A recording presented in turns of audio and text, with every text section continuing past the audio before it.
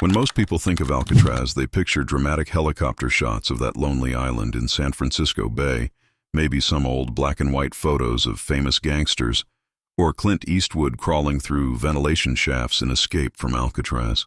It looks almost romantic from a distance, doesn't it? This mysterious fortress rising from the cold Pacific waters, shrouded in fog, holding America's most dangerous criminals. But here's the thing nobody tells you. The reality of daily life inside Alcatraz Federal Penitentiary was so brutal, so psychologically devastating, that some prisoners genuinely preferred death to another day on the rock. And the worst part? Much of that brutality wasn't carried out by fellow inmates. It came directly from the guards themselves, sanctioned by wardens who believed that breaking a man's spirit was the only way to maintain control. Today, we're going to walk through what daily life really looked like inside those cold concrete walls. We'll explore the routines, the punishments, the psychological warfare, and the moments of genuine horror that prisoners endured between 1934 and 1963. This isn't the Hollywood version. This is what actually happened. Before we dive in, if you enjoy historical content like this, please consider subscribing to the channel. We're working hard to reach 1,000 subscribers, and every single subscription helps us continue making videos that bring forgotten history back to life. Now let's step inside Alcatraz. Your nightmare began the moment you stepped off the boat. Picture this.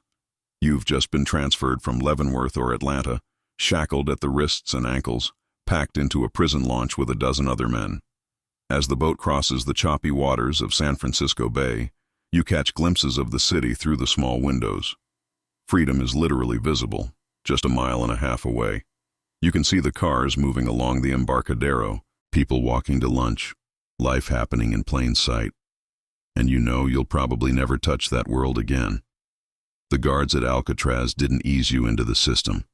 They hit you with the rules immediately, establishing dominance from the first moment. You were stripped naked, searched in ways that were deliberately humiliating, and then issued your prison uniform.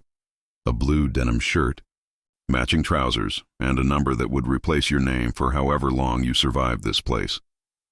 Warden James Johnston, who ran Alcatraz during its early years, had a philosophy that shaped everything about the institution.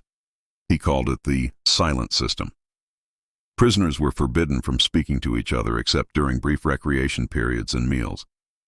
For the first several years of Alcatraz's operation as a federal prison, inmates could go weeks without hearing another human voice beyond barked commands from guards. Imagine that for a moment. Weeks of enforced silence, surrounded by other human beings, unable to share a single word. Daily life followed a rigid schedule that never varied. The wake-up horn sounded at 6:30 in the morning, and you had exactly 20 minutes to dress, make your bed with hospital corners, and stand at your cell door for the first of 13 daily head counts. Miss a count, even by being slow to rise, and you were written up.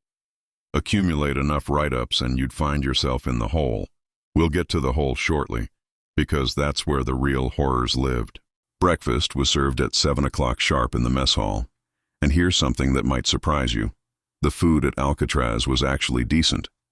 Not because the Bureau of Prisons cared about inmate welfare, but because Warden Johnston understood that hungry men are desperate men, and desperate men cause riots. The kitchen served real meals: eggs, bacon, bread, coffee. Inmates were allowed to take as much food as they wanted. The catch? You had to eat everything on your plate, waste food, and you'd be punished. This rule existed because Johnston feared prisoners might stockpile food for escape attempts. The mess hall itself was a pressure cooker of tension. You had 20 minutes to eat, surrounded by tear gas canisters mounted on the walls, ready to be deployed if violence broke out. Guards patrolled overhead on catwalks, armed with rifles and watching every movement. One prisoner reported that eating at Alcatraz felt like being an animal in a zoo, constantly observed, constantly judged, never able to relax for even a moment. After breakfast came work. Most prisoners were assigned to workshops where they made furniture, did laundry for military bases, or worked in the industries building. Work was considered a privilege at Alcatraz, strange as that sounds. The alternative was spending 23 hours a day locked in a 5 by 9 foot cell with nothing to do but stare at concrete walls. Men would actually fight for the chance to scrub floors, because at least it meant movement, something to occupy the crawling hours. But here's where the psychological torture really became apparent. The monotony was deliberate. Every single day was identical to the one before. Same wake-up time, same breakfast, same walk to the same job, same lunch, same dinner, same lights out at 9:30 p.m. Prisoners called it doing life on the installment plan, because even if you only had a 10-year sentence, the sameness of every day made it feel like you were dying in slow motion.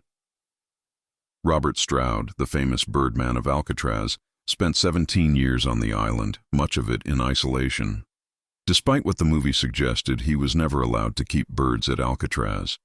That privilege was taken from him when he arrived. He described the experience as being buried alive, watching the years disappear into an endless gray blur of identical days. Now let's talk about what happened when prisoners broke the rules, because this is where Alcatraz earned its reputation for cruelty. The punishment cells, collectively known as the hole, or the dungeon, were located in D Block. These weren't regular cells. They were steel boxes designed to break the human mind. The most notorious punishment cells were numbers 9 through 14, sometimes called the strip cells or dark cells. When a prisoner was sent here, guards would strip him completely naked, throw him into a cell with no light whatsoever, and seal the solid steel door. Inside, there was no bed, no toilet, just a hole in the floor and absolute darkness so complete that prisoners couldn't see their own hands in front of their faces. Temperature in these cells regularly dropped into the 40s because Alcatraz, surrounded by cold Pacific waters, was never warm. Naked men would curl up on freezing concrete floors, shivering in pitch blackness, losing all sense of time. Meals in the hole consisted of bread and water, delivered through a slot that briefly allowed a sliver of light into the cell. Some prisoners reported that they lived for those moments, those few seconds of dim light that proved they hadn't gone blind, that the world still existed outside their steel coffin. How long could you be kept in the hole? Officially, the maximum was 19 days. 19 days. Naked, in total darkness, on a concrete floor, with no human contact.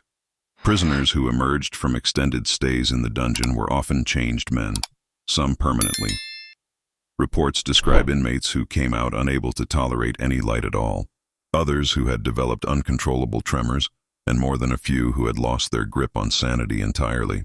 But the institutionalized punishment was only part of the brutality. Individual guards had their own methods of maintaining control, and accountability was essentially non-existent. Prisoners who filed complaints were dismissed as liars. Their word meant nothing against the testimony of correctional officers. Physical beatings were common, particularly in areas away from other inmates' view. The shower rooms and basement corridors were notorious for wall-to-wall counseling, a euphemism guards used for beating prisoners with fists, clubs, or whatever was available. One former inmate, Clarence Carnes, the youngest man ever sent to Alcatraz at age 18, later described being beaten so severely by guards that he couldn't walk for 3 days. His crime: making eye contact for too long. There was also the practice of gassing. Guards would sometimes spray tear gas directly into inmates' cells as punishment or simply as intimidation. Locked in a small concrete box with no ventilation and no escape, prisoners would choke and vomit while guards watched through the bars. This wasn't rare. It was routine enough that inmates developed their own techniques for minimizing exposure, like pressing wet cloth against their faces and lying flat on the floor where the air was slightly clearer. Perhaps even more insidious than the physical abuse was the psychological warfare. Guards understood that men could survive beatings, but breaking their spirits was far more effective. Mail was a lifeline for prisoners, the only connection to family and the outside world. Guards used this mercilessly. Letters would be delayed for weeks, sometimes months. News of deaths in the family might reach a prisoner long after the funeral had passed. Some inmates reported that guards would describe the contents of their letters in taunting detail before deciding whether to actually deliver them. Visitation rules were designed to maximize emotional pain. Visitors could only come once per month, and conversations were conducted through thick glass via telephone, with guards listening to every word. Physical contact was forbidden. Imagine your wife or child on the other side of that glass, unable to touch them, knowing a guard is recording everything you say, watching the clock count down your precious minutes together. And then there was the fog. San Francisco's famous fog would roll in and blanket the island, sometimes for days at a time. In those moments, prisoners could hear the sounds of the city carrying across the water, car horns, music, laughter from boats passing nearby, freedom singing to them through the mist while they rotted in their cells. Some prisoners said the fog was the cruelest torture of all, a constant reminder of everything they'd lost. The conditions eventually pushed men to desperate measures.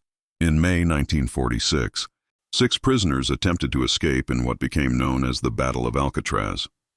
The escape attempt failed when a key that would have opened the recreation yard door turned out to be the wrong one. Trapped in the cell house with hostage guards, the prisoners held out for 2 days while Marines and prison officials bombarded the building with grenades and gunfire. When it was over, 3 inmates and 2 guards were dead. But what happened next is rarely discussed. The surviving prisoners who participated in the uprising were subjected to beatings and extended isolation that, according to later testimony, exceeded anything that had come before. The whole wasn't punishment enough. These men were kept in darkness for months, beaten repeatedly, and denied medical attention for injuries sustained during the battle. The message was clear. Rebellion would be punished with systematic destruction. The cumulative effect of life at Alcatraz was exactly what its designers intended: total psychological subjugation. The prison drove men insane at rates far higher than other federal institutions. Inmates cut themselves with whatever sharp objects they could find, sometimes just to feel something other than the crushing monotony. Others attempted suicide by any means available. One particularly tragic case was Roof Percival, who used a hatchet in the prison workshop to chop off the fingers of his left hand, one by one, then started on his right hand before guards could stop him. When asked why, he said he couldn't take it anymore. The emptiness, the silence, the endless, identical days had become more than his mind could bear. Guards witnessed these mental breakdowns regularly, and, according to multiple accounts, often responded with mockery rather than medical intervention. A man screaming in his cell from psychological breakdown was sometimes sprayed with cold water to calm him down. The attitude among many staff was that these men deserved whatever suffering they experienced. They were, after all, the worst of the worst. Empathy was seen as weakness. Alcatraz Federal Penitentiary closed in 1963, officially because the cost of operating an island prison had become prohibitive. The salt air had corroded the buildings beyond reasonable repair, and transporting everything from food to fresh water across the bay was simply too expensive. But there's another truth underneath those practical explanations. By the early 1960s, attitudes toward incarceration were beginning to shift. The systematic brutality that had defined Alcatraz was becoming harder to justify, even for the Bureau of Prisons. The cruelty that had been a feature was increasingly seen as a bug, a stain on America's claims to civilized justice. Today, Alcatraz is a tourist destination. More than 1 million people visit the island every year, walking through the same cell house where men were stripped naked and thrown into darkness, standing in the mess hall where tear gas canisters hung overhead, peering into cells that contained human beings for decades. The audio tour mentions some of the harder truths, but it's sanitized, made palatable for families with children. The full reality of what happened on that island, the systematic breaking of human beings through isolation, darkness, cold, and violence, deserves to be remembered. Not because these men were innocent. Many of them had committed terrible crimes. But because what we do to the people we punish reveals something important about who we are as a society. Alcatraz showed us that given the right conditions, given enough isolation from oversight and enough power over vulnerable people, cruelty becomes normalized. The guards who worked there weren't monsters when they started. They became products of a system designed to value control over humanity, punishment over rehabilitation, breaking over building. That's the real lesson of The Rock. Not how to escape from prison, but how easily institutions meant to deliver justice can become instruments of something much darker. If this video helped you understand a piece of history that often gets glossed over, I'd really appreciate it if you hit that subscribe button. We're a small channel working hard to reach 1,000 subscribers. And honestly, every single person who joins us makes a real difference. We put a lot of research into these videos because we believe the difficult stories from history deserve to be told properly, not just the dramatic Hollywood versions, but the human reality underneath. I'd also love to hear your thoughts in the comments. Did anything about Alcatraz surprise you? Maybe you visited the island yourself and felt that strange weight of history walking through those corridors. Or perhaps you have questions about other historical prisons or institutions you'd like us to explore. Whatever's on your mind, drop it in the comments below. We read every single one, and your suggestions often inspire future videos. Thanks for watching, and thanks for caring about the stories that shaped our world.